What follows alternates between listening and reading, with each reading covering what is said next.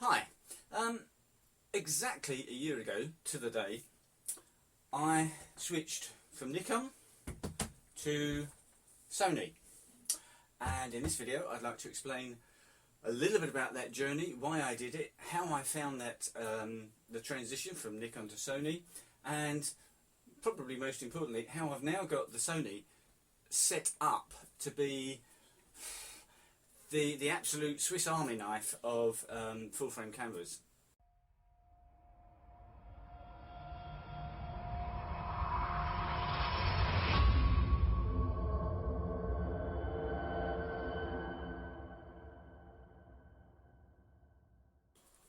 So I'm not going to bore you too much with my history, but I've shot with Nikon for 30 years.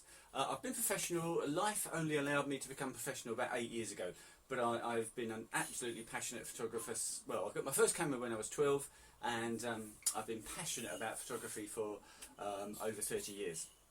Always, apart from the odd Pentax and Olympus and kind of stuff, but mainly Nikon, and certainly the only digital cameras I've ever used seriously, Nikon, and professionally only ever used Nikon. About, what was it, 5 years ago, Sony launched the A7, and it was new, it looked interesting, and I bought one. And it was rubbish, I have to say, I thought, compared to I think I was using the D800 at the time, Nikon, and it just didn't come anywhere close. The focus was just weird, the controls were strange, the menu was abysmal, and no, I certainly couldn't even consider, I didn't even keep it as a backup or something to play with. But it did give me a heads up that mirrorless technology for full frame cameras was something that would probably at one day take over from DSLRs. So many advantages to using mirrorless camera. I could see that one day I would change to a mirrorless camera. As I say, that was about 5 years ago. Last a year and a few months ago, Nikon announced the launch of their Z6 and Z7, and I was really hopeful that I would be able to buy one of those and would change from DSLRs to mirrorless using all my Nikon glass and flashes and triggers and so on and so forth. Then it came out in America before it did here in the UK, and started to see YouTube reviews and that sort of thing, and also read the specs, of course. No IAF. Remember, Nikon was competing with the A7iii, which had come out about 8 or 9 months earlier. So that was already established. We knew exactly what Sony were giving us. The Nikon didn't have IAF, face detect, it didn't have a touchscreen, and it only had one card slot. As a professional photographer and a lot of weddings, I do probably between 20 and 30 weddings a year, you can't go to a wedding and just rely on one card. It just... okay, when digital cameras first came out, yes, you had to. There was no choice. But for the last 10 years or so, there has been a choice. Cameras have had two cards, and that is what professional photographers tend to use. So I was really disappointed and thought about it for a long time. I decided, okay, we're going to have to go with Sony. So I bought, as I say, today, 1 year ago, this camera. I had my first wedding sometime in January 2019, we're talking, so a few weeks after I got this. So I did manage to get some practice in with it, and I set it up to be much the same as my D750, thinking that I could then use it quite well without too many problems. Not true. The Sony is a totally different animal to a Nikon or a Canon, and I really struggled at that first wedding. Fortunately, someone on YouTube had posted how to set your Sony A7iii up, and they'd mentioned using one of the buttons as a get out of jail free card, and that's what I did. Excuse me. So the C3 button here, if I pressed that and held that, it reverted the camera to being completely automatic, It changed the focus, it changed the exposure, it set the white balance, it did everything back to automatic. And I sadly have to confess that I used that a lot during my first, probably my first 8 or 10 weddings. I did still have to use that sometimes. If I was setting up to take some off-camera flash of the first dance and I was on manual, and then something quickly popped up behind me, some kids playing or something which I thought would make a really good shot, hit that button, get the shot, and I can go back to what I was doing. So it was really useful to have that. For several months I still tried, I was still in the DLSR mindset, and I tried to use that as a DLSR. At some point, I don't know, as I say, 4 or 5 months down the line, I realised that was not the best way to do it. By this time I knew the Sony well enough to say, okay, let's forget everything I've done in the past and let's start from scratch. Let's start to use some of the features of this, regardless of the way I've done it previously. So I set it all up again, changed the way I used it and the way it was set, which certainly helped. But cut a long story short, it was probably August, so 8 months into the year, when I finally got to a point where I was 96% happy with the way that was working. There were still a few things that I didn't quite like. I still had to go in the menu to change some of the settings sometimes, so that if I was taking shots of the rings or jewellery and watches and that kind of stuff, I would have to go into the menu, change some settings. When I'd done that, I would change them back again to get shots of people and that kind of stuff. So I still wasn't completely happy, but it was certainly usable. In the last 2 months, I finally got to the point where that is the absolute best thing I could ever imagine. It really is a Swiss Army knife, and I'm going to explain exactly what I'm talking about in a second. And I'll show you how I've got that set up so that now I can shoot rings, so I can do product photography, I can do action photography, I can do portraits, I can do everything I would do at a wedding and more without changing a single setting. But that's not quite true. I can change those settings with just hitting one button. I never have to go into the menu. On very rare occasions I go into the function menu, but that, as I say, even that is pretty rare. Let me show you how I've got this set up. If you're considering changing from Nikon or Canon to a Sony, or you've already bought the Nikon Z6 or 7 and you're not that happy with it, or the Canon EOS R, and you're thinking about changing to a Sony, I do have to say that from everything I see online and my own personal experience, that is the camera to have. It really is. It does everything. As you'll see in a moment, let me take you through, and then I'll be doing another video in a few days' time of, if you've got a Sony, or if you're going to get one, keep the video and I'll show you exactly how I've managed to get to that point, how I've set the camera up. But for today I'll just show you what the effects are. Let me just change things over. Okay, so here we are looking at the back of my A7 III, and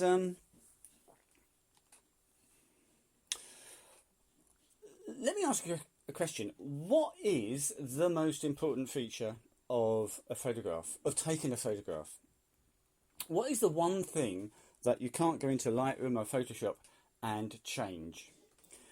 That's really only going to be focus. You can change the exposure, the white balance, you can lift the shadows, drop the highlight. You can do absolutely anything, but there's really only one thing that you can't change, and that's focus. At a wedding, one of the challenges in some situations is focus. Bride walking up the aisle with her dad, walking out, kids playing outside on the trampoline, all sorts of things are a bit of a challenge. And even in fact taking shots of the rings and jewellery and that kind of stuff, because you've got to get the focus absolutely nailed. If you're a quarter of an inch off focusing on the rings, it's going to be a rubbish photo. So that's always been a challenge, and therefore I concentrated a lot on setting the Sony up so that I could get focus in any situation at all. Let me show you how that works. The camera is set up on AFC, so continuous autofocus, and if I press the AF on button, we will focus on anything I've happened to turn to, and that works brilliantly. It really does. So that's fine, but I've got IAF turned off. So if I go to my bride here, you'll see it's focusing on her headdress thing, not on her eye, because IAF is turned off. Because sometimes you don't want that. Sometimes I may take that shot and I actually want to focus on her headdress, not on her eye. And if I've got IAF turned on, then I have to go into the function menu. I have to find IAF and turn it off, as it is here. So by default it's turned off, which obviously misses out on one of the key features of the Sony, which is wonderful IAF. So what I've done is I've got a separate button, the right hand button here, set to IAF, and as you can see, at the moment I press it, we have an eye in focus. So I've got two buttons, one which will focus on things, and as you can see, it's continuous autofocus, so it's just in focus all the time, and one for focusing on people's eye. So without doing any changes at all, I can instantly switch without doing anything, just press one of the other buttons and get shots perfectly in focus of either eyes or things. Because I did find one of the big problems was when I had IAF turned on, the thing I would press the AF on button, and in this situation it would focus on her eye, not on her headdress. And as I say, I then had to go into the function menu, turn it off. It's a big faff. This is probably still not good enough for focusing on rings, jewellery, and if you're doing shots, I mean, I do quite a lot of boudoir photography, and I was going to say, I've got a shot of one of my boudoir photos over there. If on some of the boudoir shots I want to focus not on her eye, but I'm looking down the length of her body from the top of her head, and I want to focus maybe on her eyelashes, and again that's got to be absolutely spot on in focus. And I found myself using manual autofocus for that, which again means going into the function menu, choosing, or you can actually set these buttons up obviously to various different things, and this one is obviously focus area. So I would go on, sorry, what am I talking about? I should know this camera by now, shouldn't I? Sorry. Normally on spot, of course, and I would go to manual focus. I've got peaking turned on, and then I could do manual focus. However, that again is a bit of a faff. So what I've now got is another button, the C2 button. I press that and hold it, and it instantly switches to manual focus. I turn the focus ring and we automatically zoom in. I can focus perfectly and take the shot. So I now have three different types of focusing, all set to individual buttons, and it just makes focusing absolutely so easy. Exposure. I like, my style of photography is to have whatever I'm focusing on to be correctly exposed. The rest of the picture is whatever it is. But if I have correct exposure, if I'm focusing on her face, then I want that to be correctly exposed. So what I've done, the way I use it, is I have spot metering, and I'm not sure if you can see it actually, it's very badly. There is a circle, let's see if I can, there we go. Maybe you can see that. There is a large circle around the focus point, and that is the exposure circle. You can set it so that the exposure circle is much smaller, but I found the problem with that is it is so small that if, for instance, we focused on her face, we'd get 1 meter reading. If I then just inadvertently moved it slightly and focused now on her hair, the exposure would go all over the place and it would come out completely incorrectly exposed. So I now find the larger the larger exposure circle is best, and that is linked to the focus point. So if I were to be taking a picture of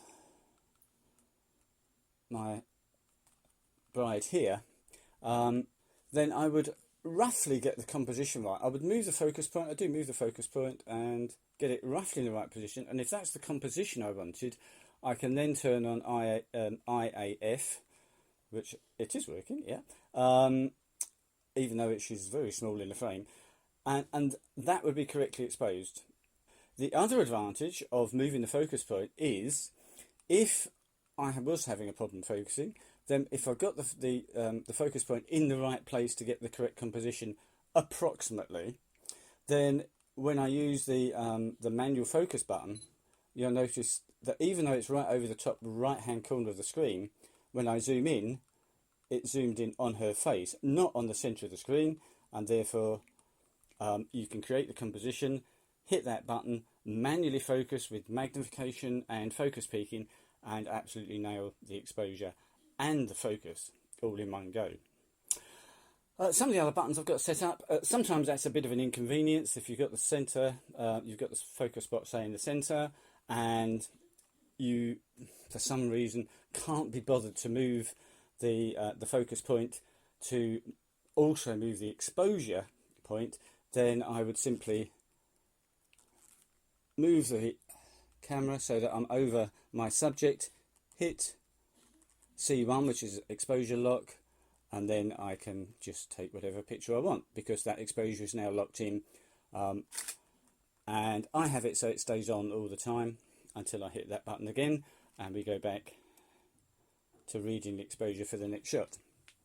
Also very useful is the magnification, the crop mode button. So that's set to this button and I'll zoom in. So I've now, my 85 lens has now become a nearly 130 lens, which is also really useful. So the other buttons on the camera, just so that you know what the rest of it's doing, my C3 button here, I do have it so that I can change from large spot to standard spot, or sometimes I do find that multimetering is best for a particular situation. Not very often, but it's there and it's easily accessible should I want to. If we're in manual mode, which we are now, obviously speed is on the back dial, aperture is on the front dial, and we're therefore left to change the ISO to get the correct exposure, and it's on auto at the moment, so the exposure looks okay. What I've done is there's no buttons to press, you just move the dial, and as I move the dial around we change the ISO. I'm not pressing any other buttons, it's just that dial until we've got the correct exposure. Take the shot. I did find it a bit of a pain when I first had the camera. It was set up so that you had to press the ISO button around here, you had to press that and then change it and then press it again, and it's just a faff. So I've reset that now so that the right click of this button is, as you can see, it changes the focus mode. The left button is the drive mode, and the bottom button is the focus area. So every aspect of the camera that I want to change is now set on buttons. As I said earlier, the excuse me, the function menu here is something I very rarely need to get into, and the menus, well, I've almost completely forgotten what the menus do. I very rarely use the menus. I do have the function button set up so that it will scroll quickly along the top tabs to get to my menu, where something like format the memory card is there, and any other things which I might use fairly infrequently, but they're there, and accessing the other menus is just almost a thing of the past. I will be in a couple of weeks. In a couple of weeks, I'll be doing a more in-depth video where I'll explain exactly what menu settings you have to do, how you actually set these buttons to get this camera to be what I think is now, as I said earlier, the Swiss Army knife of photography. It does anything, anywhere, anytime, and it gets the shot. Hope you found that useful. If so, if you would like to see the next video or more information in future about the Sony A7 III and getting great shots with it, just hit the subscribe button and of course the bell, and you'll be notified when I've done the next video. Thanks very much for watching. Cheers for now.